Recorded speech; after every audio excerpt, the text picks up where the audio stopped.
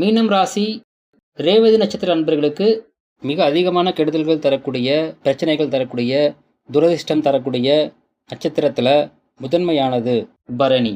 இந்த நட்சத்திர அன்பர்களால் உங்களுக்கு கெடுதல்கள் தரக்கூடிய அமைப்பு அப்படிங்கிறது நட்சத்திரப்படி இருந்தாலும், ஜாதகப்படி இதே நட்சத்திர அன்பர்களால் உங்களுக்கு நன்மையும் கிடைக்கக்கூடிய அமைப்பு இருந்துச்சுன்னா, ரெண்டுல எது வலுவா இருக்குதோ அதுதான் உங்களுக்கு கிடைக்கும்.